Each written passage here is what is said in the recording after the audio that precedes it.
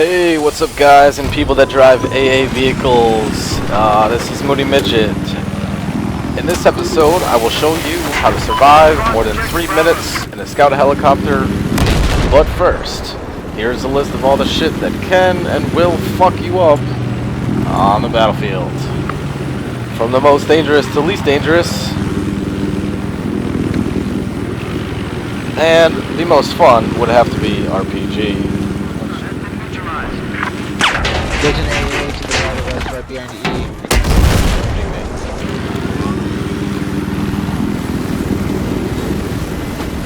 Alright.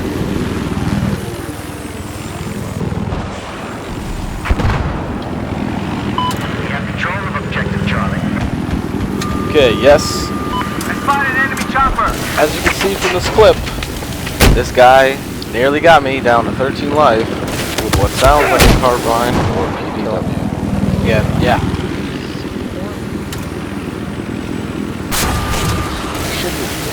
So, the best advice that I can give you is practice, and practice on the test range. Cannot stress this enough, the test range. Practice flying around vehicles, flying around trees, flying through sets of trees, and most importantly, fast. You gotta have fast emergency movement, and it doesn't matter how accurate you are, if you can't avoid buildings, trees, and AA assets, you're not gonna last, you're just not gonna have a good time. So, don't be afraid to take risks, but know your limitations, because the only thing that can't kill you is smoke or a flare. Trust me, I've seen everybody get shot out of these things. It's ridiculous.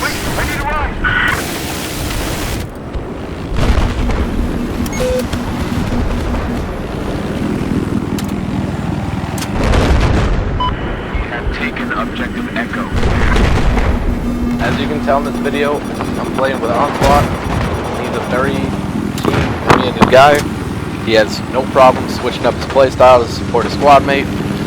And if you see another one of your squad mates, even a random, fly in a little bird, be his hero, grab a repair torch and the mechanic perk, and help him or her kill some things. I can't tell me how many times I've tried to do that. I see a guy just jump into a random game.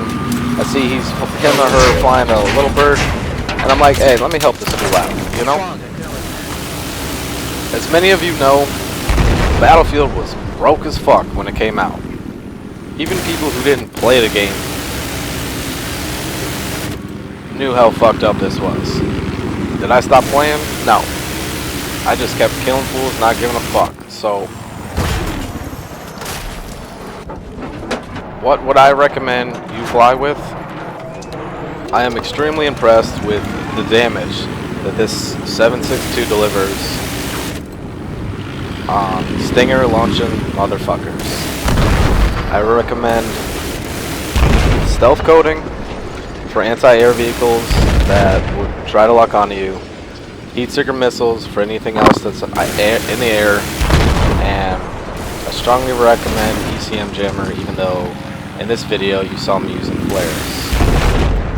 As soon as you lock on, as soon as you hear that lock on, and you have an escape route, pop the jammer and find some cover, unless you know where it's coming from.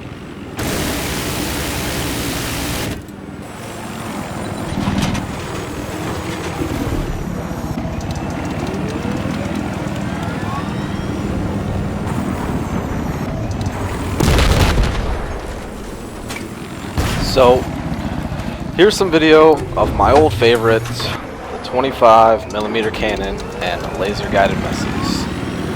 You know, I used to love these things, and I wouldn't use anything else, but people that have played Battlefield know that with patches come significant changes, some buffs, some nerfs, and you just take it with a grain of salt and keep trying to work with what you got. So, you know, after seeing how fast the 7.62 takes down light armor transport vehicles, I haven't gone back.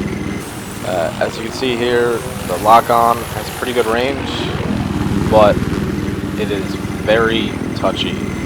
And unless you're strictly trying to take out other vehicles and have no interest in shooting down soldiers, then I would recommend it, but it takes practice and a clean shot, which you don't always have if you're bobbing and weaving from everybody else that's trying to shoot you down. So keep that in mind while you're picking your weapon, but like I was saying before, I recommend 7.62 so you get seriously experienced with flying. Many of you have heard of the Mythbusters, and I really enjoyed the older YouTube channel that was dedicated to random questions on whether or not it's possible to do random shit like fit 32 people in an elevator on Shanghai.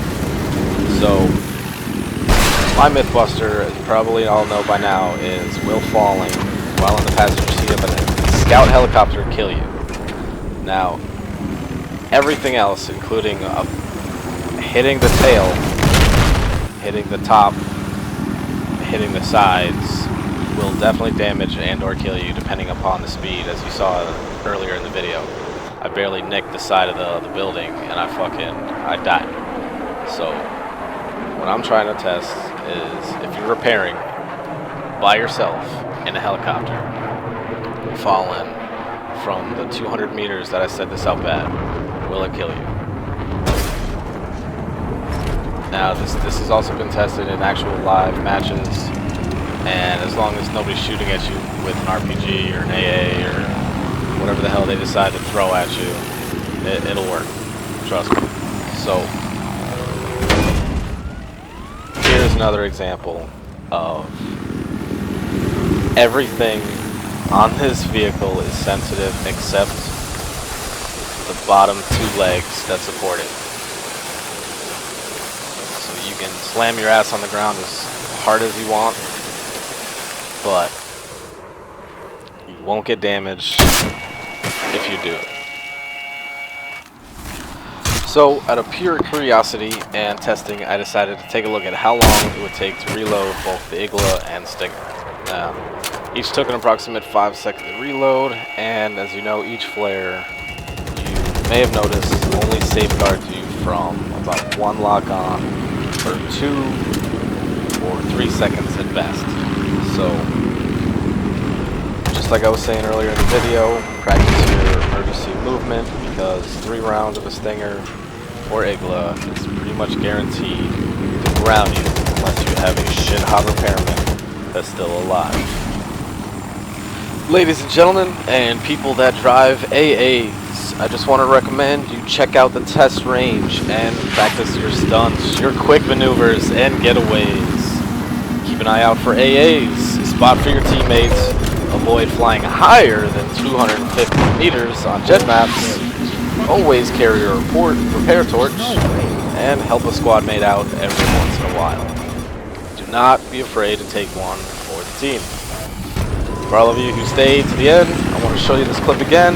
The trick is to level out your helo to almost perfectly horizontal, jump into the repair seat, and repair it just enough to take another hit. It takes practice or a very good hotkey to hot swap seats like that. Feel free to leave a comment, hit that like button, and keep giving me your tags, 'cause I'm coming for 'em.